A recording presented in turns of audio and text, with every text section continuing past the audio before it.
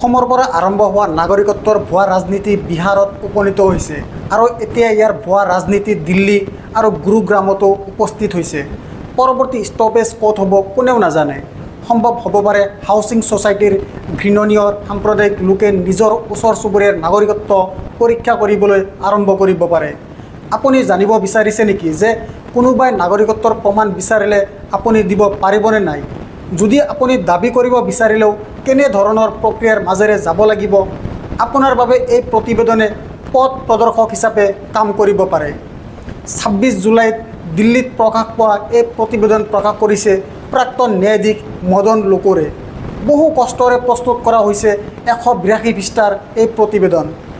এই প্ৰতিবেদনৰ নাম হৈছে আনমেকিং চিটিজেন্স, য'ত নাগৰিকত্বৰ নামত কেনেদৰে বিচাৰৰ পক্ষপাতমূলক গাঁথনি প্ৰস্তুত কৰা হৈছে সেই বিষয়ে কোৱা হৈছে। ইয়াৰ কামৰ ধৰণ কোনেও নাজানে। এই প্ৰতিবেদনত উচ্চতম ন্যায়ালয়ৰ পৰা গুৱাহাটী উচ্চ ন্যায়ালয়লৈ 15ৰো অধিক সিদ্ধান্ত বিশ্লেষণ কৰা হৈছে। ইয়াত দেখা গৈছে যে কি ভিত্তিত আদালতে কাৰোবাৰ নাগৰিকত্ব কাঢ়ি লৈ যায়। তেওঁলোকৰ সিদ্ধান্তত কোনো ধৰণৰ সংহতি ধাৰাবাহিকতা আছেনে বা কোনো পদ্ধতিগত ন্যায়িক প্ৰক্ৰিয়া আৰু ভিত্তি একেবাৰে অনুসৰণ কৰা হোৱা নাই নেকি? এই সকলোবোৰ বহু উকিল আইন শিক্ষকে একেলগে মূল্যায়ন কৰিছে। ব্ৰিটেইনৰ Queen Mary University of London, Melbourne law' school আৰু নেশ্যনেল ল' স্কুল বেংগালুৰুৱে ইয়াৰ ওপৰত অধ্যয়ন কৰিছে। ইয়াত বহু অধিবক্তাৰ সাক্ষাৎকাৰ লোৱা হৈছে। এই প্ৰতিবেদন চূড়ান্ত কৰা হৈছে। মহচিন আলম ভাট আৰু আৰুষি গুপ্তা আৰু শাৰ্দুল গুপুস্কাৰে, কিন্তু ইয়াত সহ অধিবক্তা আৰু শিক্ষকৰ নাম দিয়া হৈছে। मुझे लगता है कि कहीं पे हमने बहुत आसानी से हम लोगों को फॉरेनर डिक्लेयर कर रहे हैं, चेहरे के हिसाब से, एथनिसिटी के हिसाब से, लैंग्वेज के हिसाब से, जो लीगल जिसका कोई लीगल बेसिस है नहीं। और जिस देश में लोगों के डॉक्यूमेंट्स में कई डिस्क्रिपेंसीज रह जाते हैं, लोगों के डॉक्यूमेंट्स में कभी कभी गलतियाँ रह जाती हैं, नेम स्पेलिंग में गलती रह जाती है, फादर और मदर के नेम की स्पेलिंग में गलती रह जाती है, और उसी हिसाब से किसी को हम बोलते हैं कि इसका डॉक्यूमेंट फेक है या इसके डॉक्यूमेंट में गलती है। तो हमको ये सोचना पड़ेगा कि हमारे देश में हम कैसा स्टैंडर्ड। যদি আপুনি জানিব বিচাৰে যে কেৱল এটা প্ৰশ্নৰ বাবে আপুনি ভাৰতৰ নাগৰিক হয়নে নহয়, আইনৰ কোনটো অন্ধকাৰ সুৰঙত আপোনাক নিক্ষেপ কৰিব পাৰি, আপুনি তাৰ বাবে এই প্ৰতিবেদন আগতীয়াকৈ পঢ়ি নিজকে প্ৰস্তুত কৰা উচিত। ইয়াৰ বাবে বেছি সময় নালাগিব। ইয়াৰ লগত জড়িত বাতৰি কাকতত প্ৰকাশ পাই থাকে, কিন্তু কাৰোবাৰ নাগৰিকত্বক লৈ সন্দেহ কৰাৰ পৰা প্ৰমাণ কৰালৈকে শৃংখলটোত আৰক্ষীয়ে কেনেদৰে কাম কৰে, ফৰেনেল ট্ৰিবিউনেলে কেনেদৰে কাম কৰে, কি ভিত্তিত উচ্চ ন্যায়ালয়ে ৰায় দিয়ে। যদি আপুনি বিচাৰে যে নাগৰিকত্বৰ দৰে গুৰুতৰ বিষয় এটাত বিশৃংখলভাৱে সিদ্ধান্ত লোৱা হওক, তেন্তে আপুনি নিশ্চিতভাৱে গণতন্ত্ৰৰ ভেটিটো ধ্বংস কৰিব বিচাৰে, যাৰ বাবে লাখ লাখ মানুহে ইংৰাজৰ লগত দশক দশক ধৰি যুঁজিছিল। আপুনি তেওঁলোকৰ কঠোৰ পৰিশ্ৰম আৰু সপোনবোৰ নষ্ট কৰিব বিচাৰে। এটা কথা সদায় মনত ৰাখিব, যিকোনো ব্যক্তিৰ অস্থাৰ আটাইতকৈ ডাঙৰ ভিত্তি হ'ল যে যি হ'ব সেয়া ছিষ্টেমৰ জৰিয়তে হ'ব, ই প্ৰক্ৰিয়াৰ জৰিয়তে হ'ব, প্ৰমাণৰ জৰিয়তে হ'ব। যদি ধৰ্ম বা ভাষাৰ ভিত্তিত কাৰো বাবে কোনো ব্যৱস্থা নাথাকিব, প্ৰমাণৰ কোনো গুৰুত্ব নাথাকিব, তেন্তে আপুনিও ইয়াৰ বলি হ'ব। এদিন আপোনাকো ভয় দেখুওৱা হ'ব আৰু আপোনাৰ অৱস্থা আটাইতকৈ বেয়া হ'ব। অসম NRCৰ পৰা বাদ পৰিল 7 লাখ হিন্দু, হুলস্থুলৰ সৃষ্টি হৈছিল। এতিয়া গুৰুগ্ৰামৰ ছেক্টৰ 49ৰ বাঙালী কলনীটো খালী যেন লাগিছে। তেওঁলোকৰ পৰিচয় বিচৰাৰ পৰাই ইয়াৰ মানুহবোৰ ভয়ত নিজৰ গাঁৱলৈ উভতি আহিছিল। এই কলনীৰ 80% লোক বেংগলৰ। ইতিমধ্যে ইয়াৰ পৰা বহুসংখ্যক লোক গুচি গৈছে। যোৱাৰ পিছতো একাংশৰ সামগ্ৰী ট্ৰাকত ভৰাই দিয়া হৈছে। এইসকল লোকে 20 বছৰ ধৰি ভাড়া দি ইয়াতে বসবাস কৰি আছিল। কোনো মাটিত বেদখল বা দখল কৰা নাছিল। 5,000 প্ৰতি মাহে ভাড়া, যিসকলে প্ৰমাণ পত্ৰ বিচৰাৰ ভয়ত নিজৰ দেশতে পলায়ন কৰিছে। ইয়াৰ ৰাইজীয় সংবাদ মাধ্যমত বক্তব্য দিছে যে তেওঁলোকক মুছলমান আৰু বাংলা ভাষা কোৱাৰ বাবে অত্যাচাৰ কৰা হৈছে। ৱেষ্ট বেংগলৰ মুখ্যমন্ত্ৰী মমতা বেনাৰ্জী আৰু তৃণমূলৰ সাংসদসকলে অহৰহ এই কলনীৰ বিষয়টো উত্থাপন কৰি আছে, কিন্তু কাৰো কথাই তেওঁলোকৰ মাজত আস্থা সৃষ্টি কৰিব নোৱাৰিলে যে এইখনেই তেওঁলোকৰ দেশ, ইয়াৰ পৰা পলাই যোৱাৰ প্ৰয়োজন নাই। তেওঁলোকৰ পৰা নথি পত্ৰ দাবী কৰা হৈছে। দিল্লীৰ আন কোনো বস্তিত যদি অনুৰূপ ব্যৱস্থা গ্ৰহণ কৰা হয়, তেন্তে তাত ভয় নাথাকিব নেকি?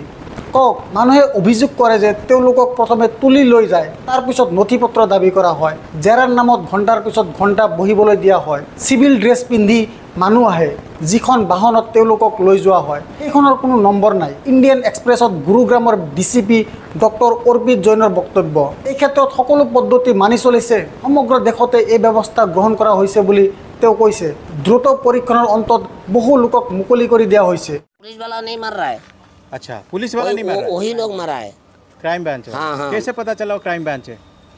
तो ऐसे सिविल में आ रहा है सर, ऐसे कहते पता अच्छा, चलेगा? आपको पता नहीं कौन है, हाँ। लेकिन जो भी लेके कौन जा रहा है। मेरे बोल रहा है आप कहाँ रहता है? हाँ। और ठीक है सर, मैं तो बंगाली मार के रहता हूँ। किसका प्लॉट पे रहता है? मैं बोल रहा हूँ सर पंडित का प्लॉट पे। मैं चलो तेरे पंडित का प्लॉट पे चलो। ये तो गाड़ी में बैठा के लेके आए नहीं, सीधा भागा के लेके आया तुम सोनीपत पानीपत। तो आपको रास्ते में उठाया? नहीं रास्ता नहीं भाई, इसी में अच्छा, इसी कमरा अंदर में से है। उठाया? हाँ, इसी अंदर कितने से दिन उठाया। रखा आपको? एक ही दिन रखा है, सुबह 9 बजे 9:30 बजे लेके गया पकड़ के, और रात को 8 बजे छोड़ दिया। चलिए, तो डॉक्यूमेंट आपने दिखाया? हाँ, डॉक्यूमेंट दिखाया है। तो खाना पीना कुछ खिलाया या कुछ भी, नहीं? पानी भी नहीं पिया, पानी भी नहीं दिया? पानी भी नहीं दिया। मैं बोला था सर थोड़ा पिछपास लग गया तो थोड़ा पानी दे दो, पानी भी नहीं दिया। खाना तो दूर है। और आप कितने साल से यहाँ पर है? उनका मैं तो आया 2007 से साल। हम लोग कुछ बोलता नहीं, उस दिन आया था सीधा दरवाजा खोल खोल के घुस गया, फिर देख देख के फिर चला गया, कुछ नहीं मांगा। एक आदमी को यहाँ मिला, उसको 2-3 झापड़ मारा, फिर उसको छोड़ के फिर वो चला और गया। ये जो कॉलोनी से बना गया है, ये आप लोग का है या ये? नहीं हमारा नहीं, हम तो किराए में रहते हैं। अच्छा, ये किराए का है? हाँ, हम लोग का नहीं है ये। अच्छा, ये मतलब किराया। और किराएदार, किराया कौन, इसने कोई दूसरा? कोई मालिक है, मालिक है। वो दूर में कहीं रहते हैं, 10 तो- तारीख को आते हैं किराया लेने। तो किराया आप लोग देते हैं? तो मालिक नहीं कहता कि आपके साथ? मालिक वो बोलता है, वो तो बोलता रहने के लिए, मगर हम डर के मारे नहीं रहते हैं। इसके अंदर कम से कम 1000 की तादाद में लोग थे। आपकी छोटे बस्ती में, इसी के अंदर? हाँ, ये सारे रूम चला गया, ये वाला ये सब चला गया, खाली है? लास्ट में भी है, लास्ट में भी 2-3 घर है, उस साइड में भी 3-4 घर है, बस इतना ही है। मतलब रहने का, बाकी सब चले गए? बाकी सब चला गया। आपके पास कागज पत्र सब है? हाँ बिल्कुल है। फिर क्यों जा रहे हैं? वोटर ID है, रेशन कार्ड है, आधार कार्ड है, सब कुछ है। तो क्या पुलिस क्या मांग रहा है? कुछ भी नहीं बोल रहा है, बस रास्ते से जा रहे हैं, बंगाली है, उठा के लेके जा रहा है, मार रहा है, छोड़। গুৰুগ্ৰামৰ এই গোচৰটোৱে ক'ব ধৰিছে যে এতিয়া নাগৰিকত্বৰ ভোট যিকোনো অঞ্চলতে এৰি দিব পাৰে আৰু মানুহ ভয় খুৱাব পাৰে। এই কলনীত 20-20 বছৰ ধৰি মানুহে ভাড়া দি বসবাস কৰি আহিছে। গুৰুগ্ৰামত কাম কৰি থকাৰ সময়তে হঠাৎ তেওঁলোকক অবৈধ বাংলাদেশী হওক বা নহওক তেওঁলোকৰ ভাৰতীয়ত্ব প্ৰমাণ কৰিবলৈ কোৱা হৈছে। ভাৰতৰ নাগৰিক এজনে কেৱল মুছলমান বা বাংলা ভাষা কোৱাৰ বাবে নিজৰ নথি পত্ৰ দেখুৱাইছে বুলি আপোনাক অপমান কৰা নাইনে? তেওঁ অনুৰোধ কৰিছে যে চাওক, তেওঁ ভাৰতৰ নাগৰিক। গুৰুগ্ৰাম, য'ত সকলোৱে জানে ইয়াৰ জিলিকি থকা অট্টালিকাবোৰত কিমান ইমানদাৰী ধন আৰু কিমান ব্লেক মানি আছে, কিন্তু তেওঁলোকৰ ভিতৰত কোনো নিৰাপত্তাহীনতা বা ভয় নাই। কিন্তু দুখীয়াই ভয় খাইছে। ইয়াত ফ্লেট বনাবলৈ যোৱা মালিকসকল কিয় নিমাত? কিয় তেওঁলোকে কথা ক'ব পৰা নাই যে তেওঁলোক ভাৰতৰ নাগৰিক? তেওঁলোকৰ নাগৰিকত্বক কোনেও সন্দেহ কৰা নাছিল, বৰঞ্চ ফ্লেটৰ মালিকসকলে নিজেই এই দুখীয়া মানুহক নিজৰ গাঁৱলৈ যাবলৈ পৰামৰ্শ দিছে। গঢ় লৈ উঠিছে এখন আচৰিত নাগৰিক সমাজ।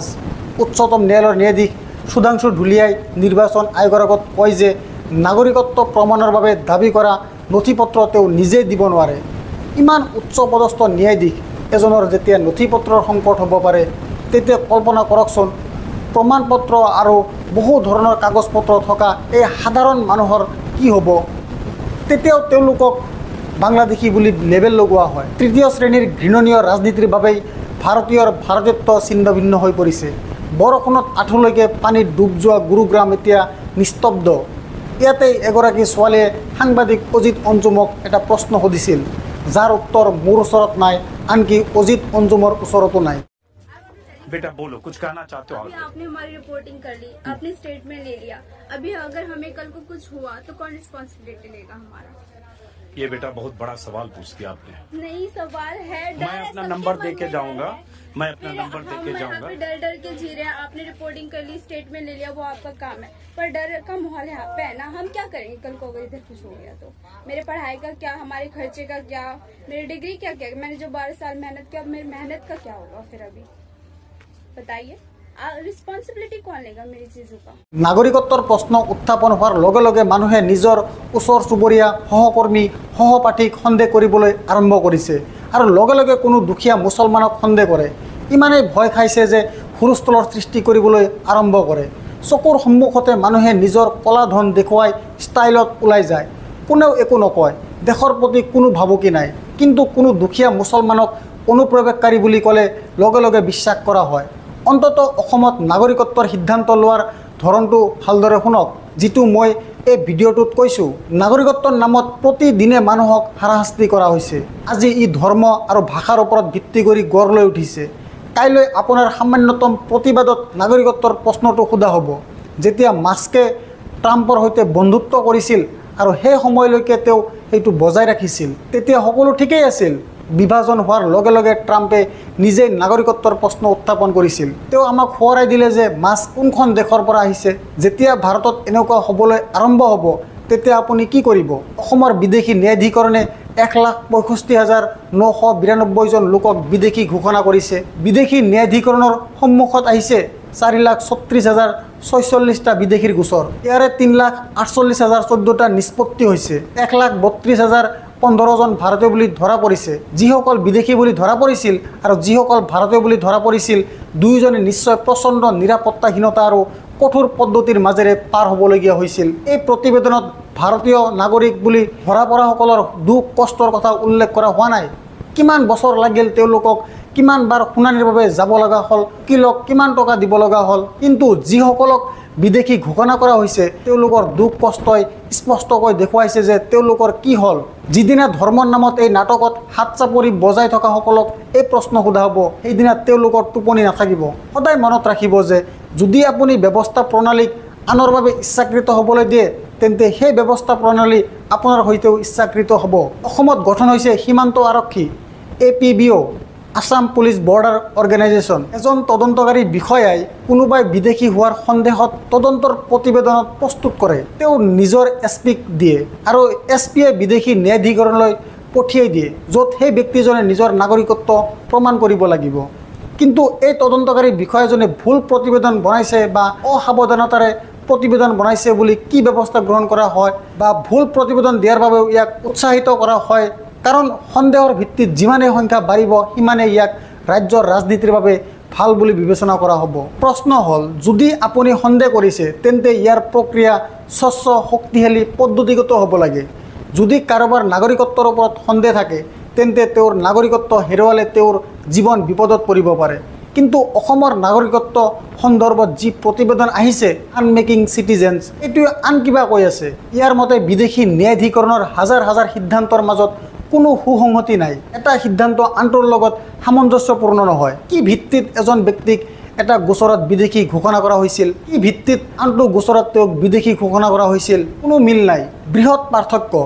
যদি চৰকাৰী নথি পত্ৰত বানান ভুল হয়, তেন্তে নাগৰিকত্ব নাকচ কৰা হ'ব। আনকি এনেকুৱা হ'ব লাগেনে 58 বছৰীয়া ৰহিম আলীৰ নাগৰিকত্ব প্ৰমাণ কৰিবলৈ 18 বছৰ সময় লাগিছিল। বিদেশী ন্যায়াধিকৰণে তেওঁক বিদেশী বুলি ঘোষণা কৰে। ৰহিম আলীৰ হাতত আছিল সকলো ৰেকৰ্ড, স্কুলৰ প্ৰমাণপত্ৰ, ভোটাৰ তালিকাত নাম, চৌপাশৰ মানুহৰ বক্তব্য যে তেওঁ এজন ভাৰতীয় আৰু ইয়াত বাস কৰে। তথাপিও তেওঁক বিদেশী বুলি ঘোষণা কৰা হ'ল। তেওঁক বাংলাদেশী বুলি কোৱা হৈছিল। ৰহিম আলীয়ে বিদেশী ন্যায়াধিকৰণৰ নিৰ্দেশক গুৱাহাটী উচ্চ ন্যায়ালয়ত প্ৰত্যাহ্বান জনাই তাৰ পৰা বিষয়টো উচ্চতম ন্যায়ালয়ত উপস্থিত হয়। উচ্চতম ন্যায়ালয়ৰ সিদ্ধান্ত অহাৰ সময়লৈকে ৰহিম আলীয়ে এই পৃথিৱীখন এৰি থৈ গৈছিল। ভাৰতীয় নাগৰিক বুলি উচ্চতম ন্যায়ালয়ৰ সিদ্ধান্ত শুনিবলৈ তেওঁ বাচি নাথাকিল।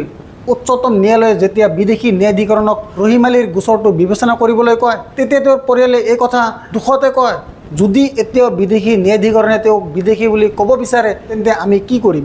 তেওঁক কবৰৰ পৰা উলিয়াই আনিব। ৰহিম আলীৰ গোচৰৰ উচ্চতম ন্যায়ালয়ত উপস্থিত হৈ শুনানি গ্ৰহণ কৰা হয়। কিন্তু এই আটাইকেইটা বছৰত তেওঁ ৰেচন নাপালে, তেওঁ চৰকাৰী স্বাস্থ্যসেৱা নাপালে আৰু ৰহিম আলীক দৰিদ্ৰতাৰ মাজলৈ ঠেলি দি থাকিল। কোনে জানে তেওঁৰ দৰে কিমান মানুহ উচ্চতম ন্যায়ালয়ৰ চৌহদত ভৰি দিব পৰা নাই, তেওঁলোকৰ সামৰ্থ্য নাই।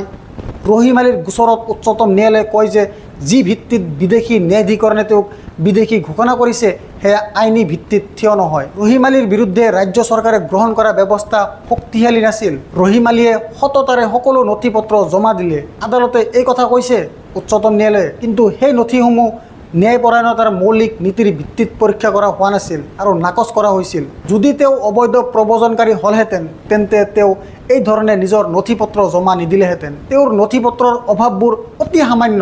সেই নথিপত্ৰসমূহৰ সত্যতা এই ভিত্তিতেই শেষ নহয়। ৰহিম আলীৰ গোচৰত এই সকলোবোৰ কৈছে উচ্চতম ন্যায়ালয়ে। উচ্চতম ন্যায়ালয়ে লগতে কয় যে ৰহিম আলীৰ পৰিয়ালটো অসমৰ, তেওঁৰ ভাতৃ ভগ্নীসকল ভাৰতীয় নাগৰিক। কেৱল ৰহিম আলী কেনেকৈ বিদেশী হ'ব পাৰে? মৃত্যুৰ 1.5 বছৰ পিছত ৰহিম আলীক ভাৰতীয় ঘোষণা কৰা হয়।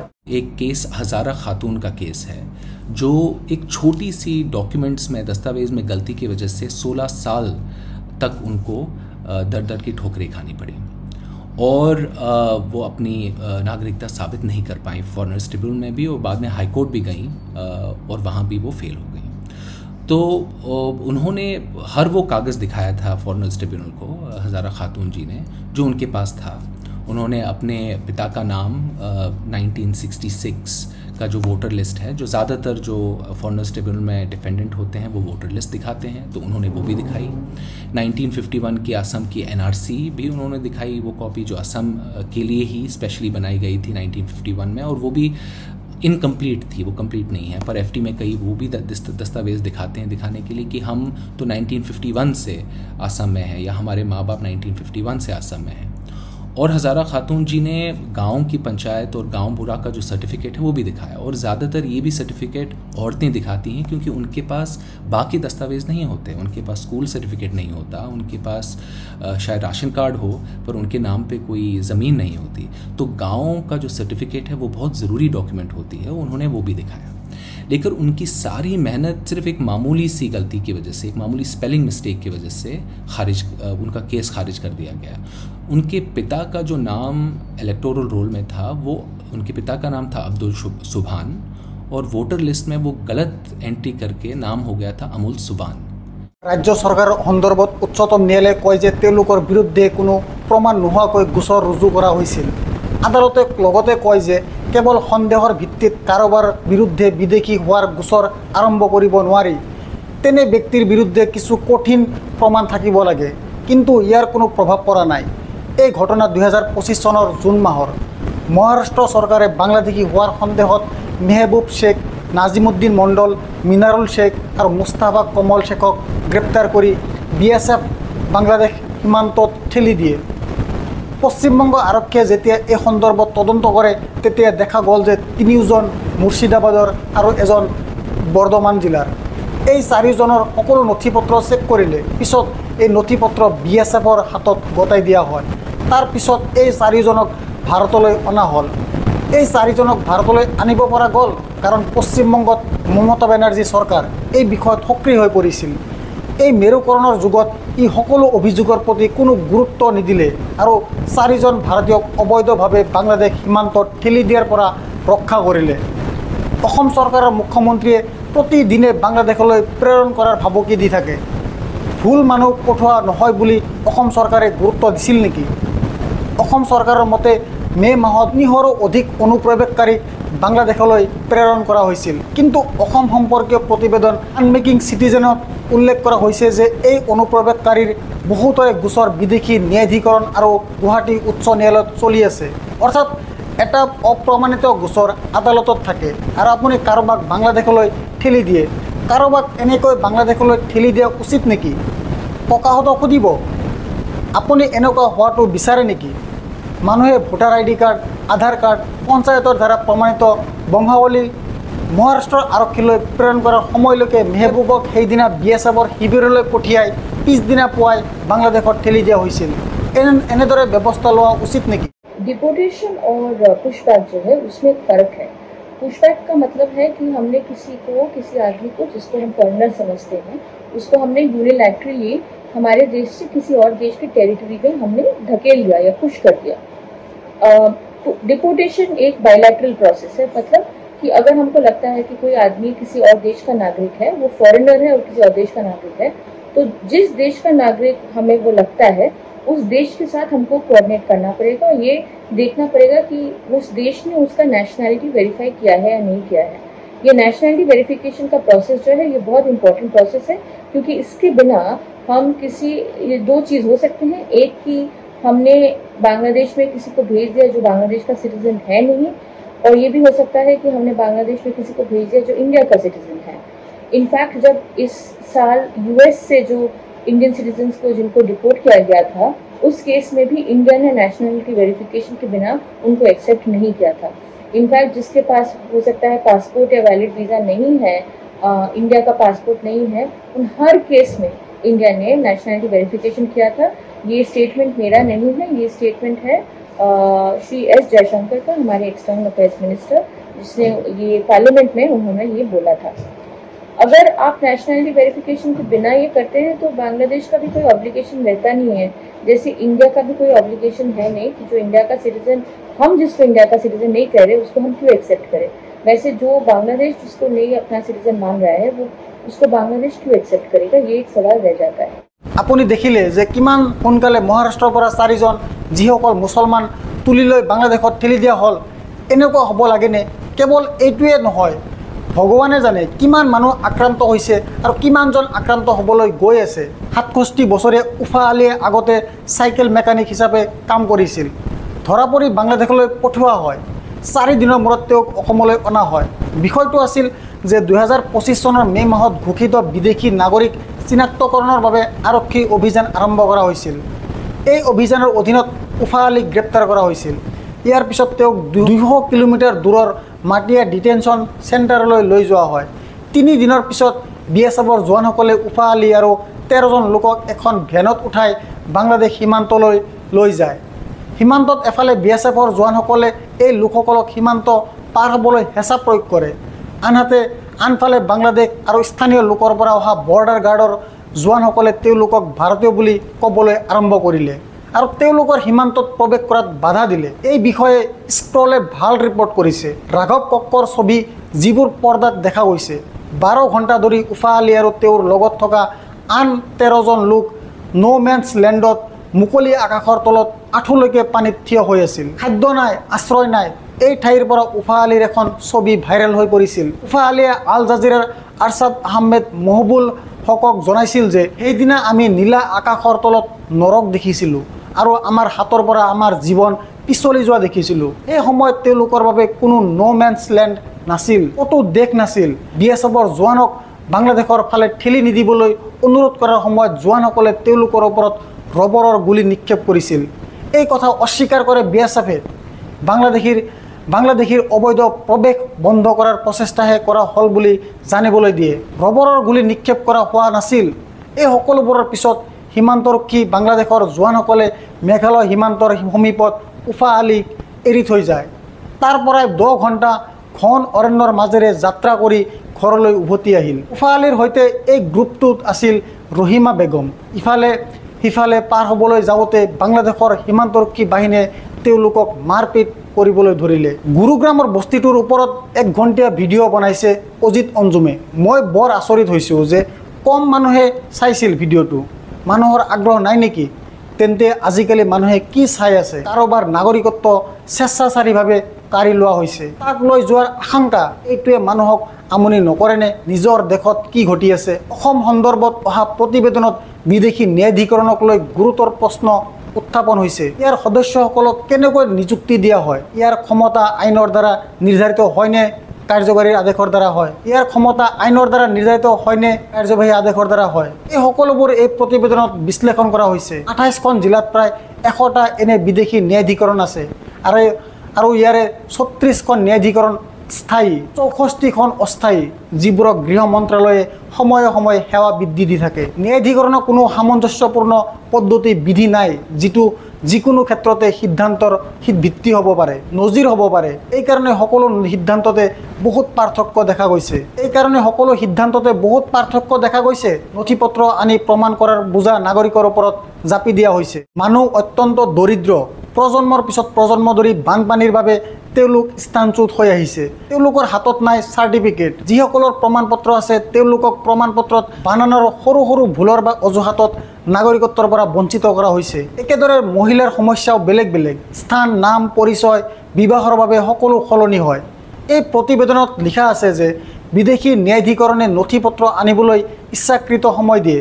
কোনোবাই এটা বস্তু পায় কোনোবাই আন এটা বস্তু পায়। इस ढांचे के केंद्र में है फॉरेनर्स एक्ट 1946, जो कि एक कॉलोनियल ज़माने का कॉलोनियल एक्ट है, कॉलोनियल कानून है, और आज भी जो फॉरेनर्स ट्रिब्यूनल सिस्टम है उसकी नींव बना हुआ है। तो इसके इतिहास में जाना ज़रूरी है क्योंकि दूसरे विश्व युद्ध के समय ये पूरा मामला शुरू होता है। पहले 1939 में फॉरेनर्स ऑर्डिनेंस बनाई गई, और फिर 1940 में फॉरेनर्स एक्ट, और फिर आखिर में 1946 एक्ट, फॉरेनर्स एक्ट, जिसका मैंने अभी जिक्र किया। और इस दौर में इस दौर की जो सख्त और मैं कहूँगा तानाशाही और अथॉरिटेरियन सोच है, वो आज भी इस कानून में झलकती है और इस कानून को ढालती है। ये कानून केंद्र को ये अधिकार देता है कि वो किसी भी व्यक्ति को जो भारतीय नागरिक नहीं है, who is not an Indian citizen, quote and quote, सरकार की नज़र में बिना साफ प्रक्रिया के नियंत्रण कर सकता है, उसको रोक सकता है, उनको हिरासत में ले सकता है, यहाँ तक कि उसको देश से निकाल भी सकता है।